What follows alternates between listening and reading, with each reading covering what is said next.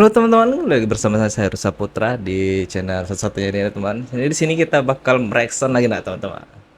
Di sini berhubung karena banyak yang komen politik bang. Kita mereaction politik dulu ya teman-teman. Sini kita akan berikan info-info terbaru tentang politik yang sedang lagi seru-serunya itu ditonton ya teman-teman. Tanpa lama-lama kita langsung saja ke videonya. Pemirsa, Aliansi Dosen Universitas Negeri Jakarta dan Gerakan Mahasiswa Bersama Rakyat melakukan unjuk rasa bertajuk Seruan Rawamangun yang digelar di Jalan Pemuda Rawamangun, Jakarta Timur. Sejumlah tuntutan disuarakan dalam aksi tersebut, diantaranya meminta Presiden Joko Widodo mundur dari jabatannya. Kenapa jangan ketawa? Saya ngomong seriusin. Nah ini ibu Risma ini lagi marah. Saya nggak pernah dapat laporan dari kalian. Masalah-masalah seperti ini, dosa kalian semua. Dosa kalian.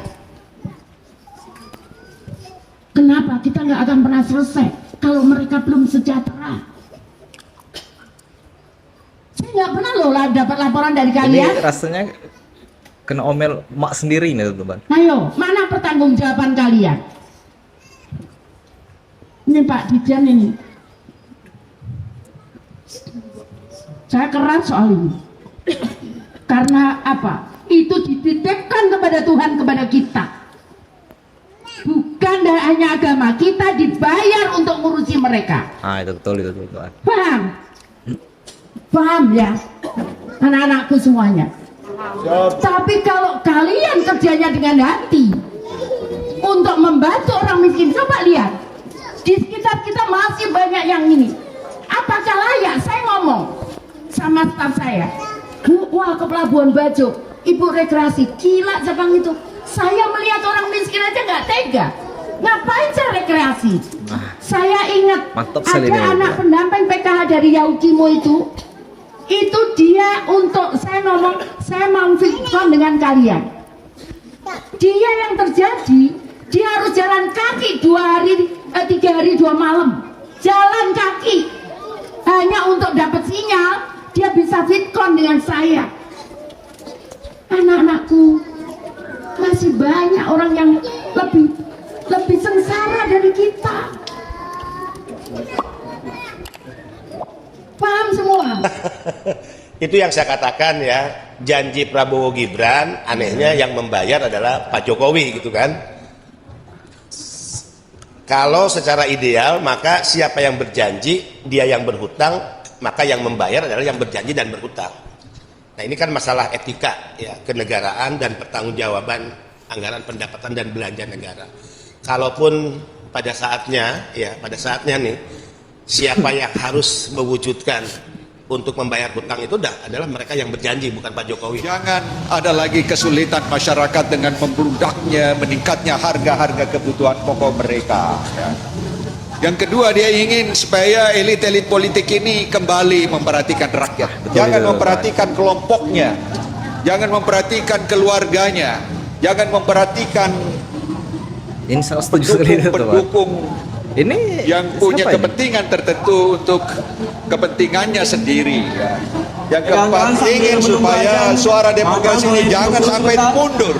Sebagaimana reformasi pemilu yang baru kita lakukan kemarin diwarnai dengan banyak sekali tanda tanya di sana. Ada pelanggaran-pelanggaran. Jadi mereka ini tidak memihak kepada kelompok 1, 2 atau 3, tapi kepentingan negara, kepentingan. Ya, YLBHI bersama Koalisi Masyarakat Sipil untuk Reformasi Sektor Keamanan mengecam ya pemberian Jenderal Kehormatan oleh Presiden Jokowi kepada Prabowo. Yang pertama, bahwa ini tentu sangat bertentangan dengan janji Pak Jokowi di Nawacita, di mana dia akan menuntaskan dugaan pelanggaran HAM berat masa lalu.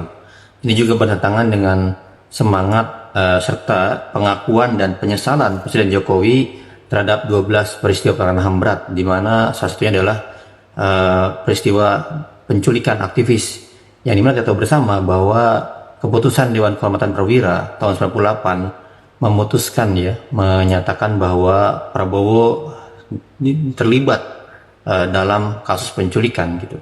Dan ini juga bagian dari kemudian memberikan rasa yang sangat tidak baik, memberikan rasa ketidakadilan yang sangat tidak baik bagi korban-korban penculikan.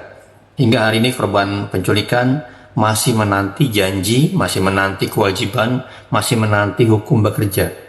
Pemberian jenderal kehormatan oleh Presiden Jokowi kepada Prabowo merupakan bentuk pengkhianatan kepada mandat dari Komnas HAM, mandat Kejaksaan Agung yang selama ini tugasnya untuk melakukan penyelidikan dan penyidikan dalam dugaan-dugaan. Masa aksi juga menuntut pemerintah untuk menurunkan biaya pendidikan serta ongkos kesehatan yang mahal, menghapuskan praktek KKN, hingga usut tuntas pelanggaran HAM di Indonesia. Aksi perlawanan mahasiswa disebut akan terus dilakukan karena penguasa dinilai tidak lagi menjunjung etika dalam seluruh proses penyelenggaraan pemerintahan. Sambut salam hangat pencinta hidupnya Indonesia. Informasi lain, Saudara, Ketua KPU RI Hashim Asyari dan 6 komisioner KPU lainnya menjalani sidang pemeriksaan kode etik di Kantor Dewan Kehormatan Penyelenggara Pemilu atau DKPP. Sidang berkaitan dengan dugaan kebocoran data daftar pemilih 2024.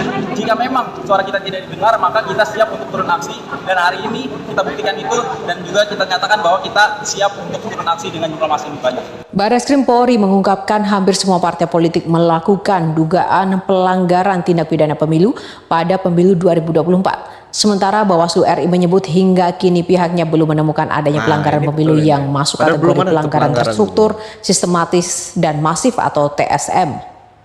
Relawan Anies Muhaimin dan Ganjar Mahfud bersatu menggulirkan gerakan menolak kecurangan Pilpres 2024. Relawan yang mengatasnamakan Pejuang Perubahan Anies Baswedan Muhaimin Iskandar dan Ganjar Pranowo Mahfud MD menggelar konsolidasi bersama.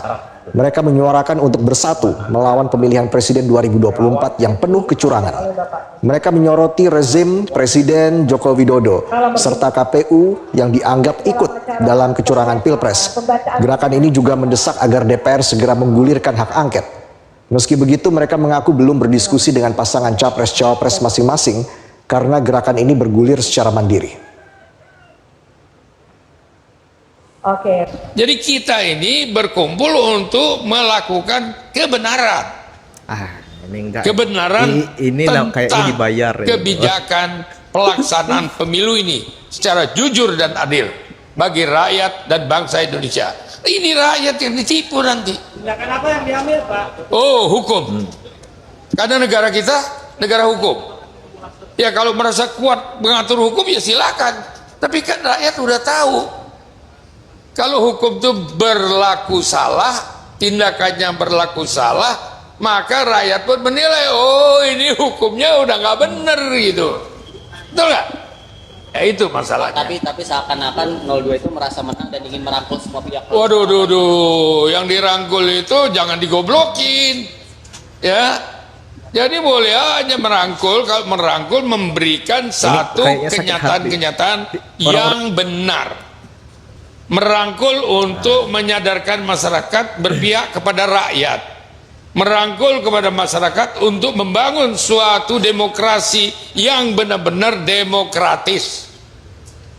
Begitu. Masih apa sih kecurangan yang ditemukan oleh TPN? Oh banyak sekali. Ini nanti nggak bisa kita bicarakan di sini, harus dibicarakan melalui hukum. Dan hukum itu harus menerima kalau pelaksana hukum juga itu kan disumpah dia. Ya, untuk membangun satu kebenaran dalam hukum. Ini hukum dunia loh. Baru hukum dunia, belum lagi hukum akhirat.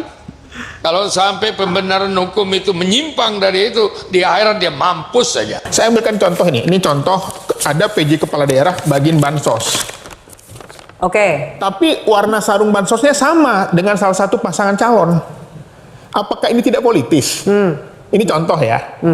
Ini menunjukkan bahwa sebenarnya di sini ada dugaan, patut diduga bahwa bansos digunakan untuk kepentingan politik. Jadi ini bukan urusan cuman gertak hak angket, ini gertak-gertak politik atau menaikkan harga tawar dari masing-masing partai. Ya silahkan dilihat. Yang jelas kami sudah 3 sekjen partai Koalisi Perubahan sudah berkumpul dan kami ini siap masih nggak untuk terima kekalahan nih, melakukan Masih terus deh. aksi-aksi nyata di parlemen. Karena di banyak TPS-TPS yang kami pantau paslon 02 memenangkan nampaknya masih berharap nih maka mereka kami itu, Pak. kemudian bergerak untuk mencari tahu, untuk mengorek apa alasan pemilih untuk memilih paslon 02 dan yang kami temukan adalah pertama karena kasihan, Nah, karena sudah kasihan berulang-ulang ini bohongnya karena nih, ingin hoax minum nih itu, teman. susu dan makan siang gratis. Karena ada arahan dari atas seperti yang tadi saya ilustrasikan dari RT, RW, Kades, kepala pesantren dan kiai dan sebagainya. Karena kasihan. Itu kan karena kita memilih itu kan karena bansos tidak dilanjutkan. dari hati kita itu, teman.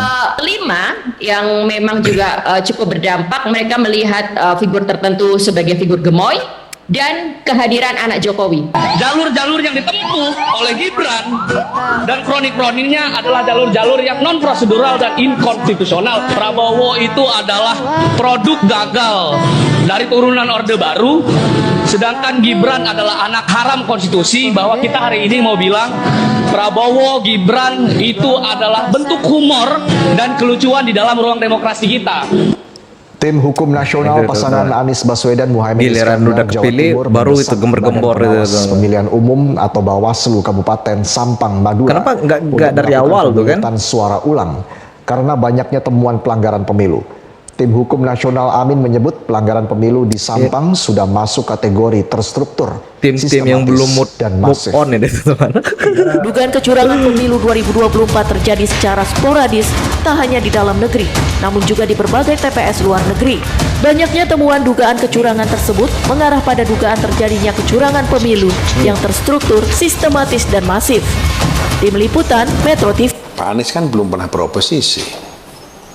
Mimpin partai kagak, jadi dewan juga kagak. Pemirsa, tim hukum Amin Jawa Tengah temukan penggelembungan suara 02 di hampir 34 kabupaten kota ke Bawaslu Jateng dengan jumlah yang fantastis. Sementara di Kendari, Sulawesi Tenggara ditemukan juga kotak suara tak tersegel dan hal ini menimbulkan kecurigaan terjadinya kecurangan dalam pemilu 14 Februari lalu. Tidak melihat itu sebagai sesuatu yang urgen dan tidak betul, mungkin kami ikut-ikutan untuk membangun spirit itu. Yang jelas Demokrat hari ini berada di pemerintahan. Kami ingin fokus mengawal pemerintahan Presiden Jokowi. Harus dikawal kita semua untuk benar-benar bisa menuntaskan segala kebijakan dan program kerja.